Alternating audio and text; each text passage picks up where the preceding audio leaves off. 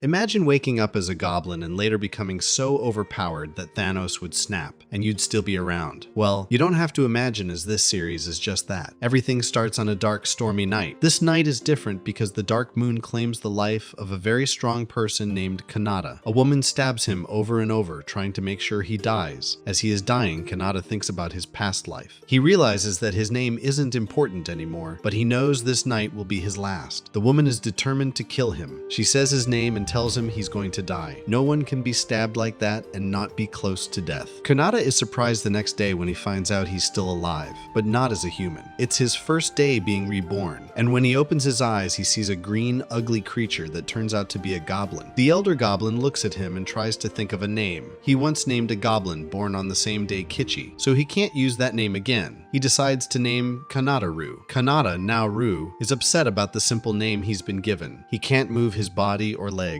but he knows he's alive. If this is a second chance at life, he's ready to take it. He closes his eyes and then wakes up on his second day of being reborn. Looking around, he sees several green, ugly children. When he looks at his hands, he realizes he's become one of them because he's now been reborn as a goblin. This new reality makes him cry. He feels weak and helpless, but eventually he stops crying. Instead of feeling sorry for himself like you do on a daily basis, yes, he resolves to become the greatest ugly thing to walk the earth. The next day, he wakes up feeling stronger and can walk. He realizes that goblins grow up fast. The elder goblin comes back and gives them food, saying it's the last meal he'll give them and that no Jesus will multiply it. From now on, they have to find their own food. On day 3, Ru leaves the cave and sees the sun. He's happy to be alive, even though this life isn't what he wanted or what he had before. It's a second chance, and he promises himself he'll make it this time. He doesn't know how to find food and notices the sun and sky look different. This life isn't what he's used to, and he knows he needs a friend to help him through it. Rao turns around and sees another young goblin named Kichi. He asks Kichi if he's also looking for food. He then decides to team up with Gobkichi to use his size to hunt their meals. It's unfortunate that he's stupid as a bag of rocks, so Rao makes him chase a unicorn rabbit type thing while he jumps from a tree to kill it with his juicy rod. Ru brags about their win and breaks off the horn of the rabbit to use it as a weapon. Rao had invited another goblin, Gabi, to join them for hunting, but unfortunately, it rains the next day, which is day 5, so they can't go hunting. On day 6, Ru goes out to hunt and brings a piece of metal to make into a weapon. They repeat the chase and kill routine, and as they feast, a voice echoes that he has activated the escape skill, and it reminds him of his former life. It seems he was born with the absorption ability, which allowed him to feast on anything from iron to gold, down to poison, and he would get the traits of whatever he eats. Unfortunately, his IQ couldn't increase no matter how many brains he ate. While hunting, he sees some women who are prisoners and feels sorry for them. On day 7, he starts making his weapon from the metal. The elder goblin Gobchi, who had given him a simple name, comes to see him and praises his skill. Gogchi tells him that if he keeps improving, he might level up quickly. He asks Ru if he knows his current level and tells him to tap his head to check. When Rao taps his head to check, he finds out he's at level 86. Gogchi says that if Rao reaches level 100, he can move up to the next level, but only a few goblins manage to do that so quickly. As Gobchi walks away, he shares that the older goblins, known as hobgoblins, will be back from their city trip for food tomorrow. He's eager to see what they'll bring on the 8th day. On that day, Ru's new friend, Mi, helps him hunt crimson snakes in the forest. They plan to attack from all sides. First, they throw a rock at the snakes from a tree, then Kichi hits them with a stick. With Kichi up front, Mai supporting, and Ru in the middle, they easily catch snakes and raccoons. After hunting, they skin the snakes right away and savor the tasty meat, which Gabi finds heavenly. Her hungry ass bursts into tears because she's only ever had worms before and thanks Rao for including her in his group. Upon sampling the serpentine delicacy, Ru discovers that his palate is not the only thing that has been enriched. He has also acquired a quintet of new abilities. These include the capacity to perceive heat signatures, the production and immunity to venom, the skill to track prey, and a gaze so formidable it could quell the fiercest of adversaries. The realization that their fallen foe was a creature of considerable might fills Ru with a sense of pride in their triumph. Kichi, ever eager, expresses a desire to consume the cranium of the serpent. However, Ru, exercising prudence, declines his request. He asserts that the head harbors toxins and instead consumes it himself, demonstrating his dominance and resilience. In the ensuing days, Ro and his companions do not rest on their laurels. They persist in their pursuit of prey and refine their tools of the hunt. hunt, their proficiency blossoms to such an extent that they venture into the subterranean depths with valor. Their exploration leads them to a cavern teeming with Chiropteron fury. In a stroke of fortune, they manage to evade the winged wrath and emerge unscathed. Upon their exodus from the cave, Kichi brandishes his newly forged shield in defense of Rue, their vanguard. Rue engages in combat with the bats, dispatching them with swift strikes and immobilizing them with his newly acquired petrifying stare. Their audacious strategy culminates in a resounding victory as they eradicate the bat population and indulge in a celebratory feast. The consumption of their winged quarry endows Rue with an array of novel skills, including echolocation, vamp up, and Villia. These newfound abilities fill him with elation over the fruitful outcome of their expedition. Meanwhile, back at their abode, envy brews among the other goblins as they witness Rue and his team reveling in their sumptuous spoils. In contrast, they are relegated to a diet of mere worms. Despite their longing for a taste of the feast, they are too timid to voice their desires and can only salivate in silence as they observe the feasting. On the 12th night, 6 envious goblins try to attack Rao while he's sleeping, thinking they can take his food if he's gone. But that plan doesn't make sense because then there would be no one to get more food. Goblins don't always think things through. However, Ro isn't easily beaten. He feels their bad intentions with his tracking skill and beats all 6 by himself. Mai wakes up because of the noise and joins in, ready to fight her own kind, and almost chokes out one of them. But Rue stops her just in time, telling her they've learned their lesson. The next day, Ro and his friends attack an orc who was just doing his own thing and defeat him. This gives Rue new orc skills like strong desire, orc language, and the ability to detect and analyze. Then they go hunting again. This time, Rue gives all the food to the goblin house to win their support. By helping the needy in this new world, Rue feels really good and sleeps well for the first time. But his sleep is interrupted when the system tells him he's changing into a hobgoblin. This evolution comes with a special gift from the grand god of demise and origin, but Rue sleeps through the notification. Rue awakens to a startling revelation. His stature has significantly increased, and he observes that Kichi, too, has undergone a transformation into a hobgoblin. They stand in awe of their rapid maturation, having blossomed into adulthood in a mere fortnight. Even Gaji, typically unflappable, is taken aback by the swift progression of their evolution. With a newfound sense of vigor, Ro proposes that they embark on a hunt to gauge the extent of their enhanced capabilities. However, Kichi, brimming with competitive spirit, puts forth an alternative proposition, a duel to ascertain the magnitude of their newfound strength. The clash ensues with ferocious exchanges, yet it becomes evident that Rao possesses the upper hand. Amidst their sparring, Rue's attention is captured by the distant howl of a wolf. His instincts flare, perceiving an imminent threat. He promptly instructs Mai to retrieve their recently crafted crossbow. Their reconnaissance reveals that wolves are on the prowl, preying on wild rabbits, and even daring to assault orcs. Yet Rue remains undaunted by these lupine predators. He is eager to confront them and assess his own prowess. He orchestrates their strategy, directing me to target the alpha of the wolf pack with the crossbow. As Rue and Kichi engage in a tactical diversion, they execute their plan flawlessly, vanquishing the wolves without sustaining any injuries. The pack leader mounts a valiant defense, but is ultimately overpowered by Rue's superior might. In triumph, Rue acquires new competencies such as military leadership. Triumphant, Rue returns to their dwelling with the spoils of their conquest, the fallen wolves, and imparts a decree to his kin.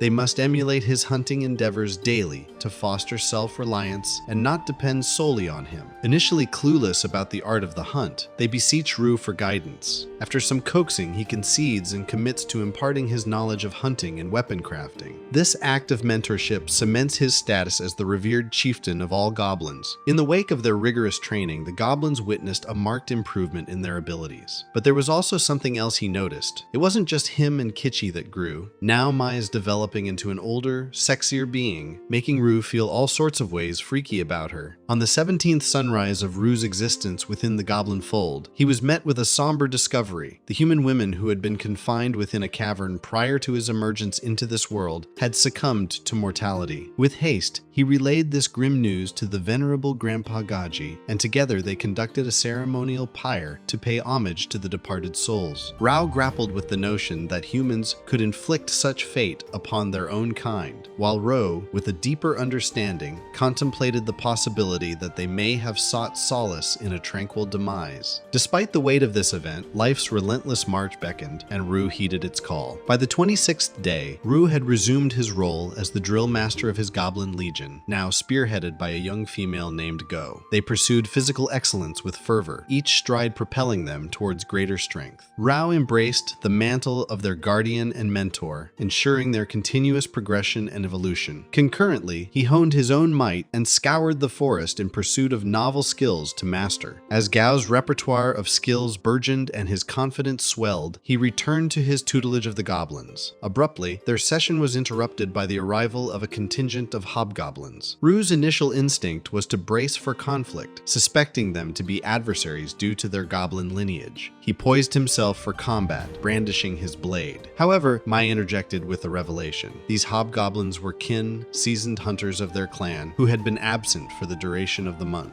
thus unbeknownst to Rue. The prospect that one among them could be his biological progenitor struck Rao with a pang of remorse for his precipitous inclination towards hostility. Upon their return, the seasoned hunters bore the spoils of their ventures, abundant provisions and various artifacts pilfered from human settlements, evidence of their marauding escapades. These veterans, belonging to an era preceding Rue's, scarcely acknowledged his presence, their attention confined to their own discourse. Gao, however, was undeterred by their disregard. His curiosity was piqued by the bounty they had seized. Amongst their loot were young human women, ensnared and brought back either as prisoners or, more dishearteningly, as chattel. A goblin among the raiders referred to the captives as a prized haul and appeared poised to inflict harm upon them. Rue elucidates the grim rationale behind these abductions. The robust nature of goblin genetics ensures that any progeny sired with other species would inherit the pure goblin lineage. Thus, these 5 women were destined to be subjugated into perpetuating their captor's bloodline. Gao, whose origins lay in humanity, found himself at odds with this barbaric tradition. His conscience impelled him to shield the women from such a fate. Aware of the peril that defying his clan could invite, Rue devised a stratagem. He approached the raiding party's chieftain with a proposition to assume personal guardianship over the human women. The leader's reaction was one of ire, inciting tension that rippled through Gao's comrades as they braced themselves to defend him from any ensuing conflict. In the midst of escalating tension,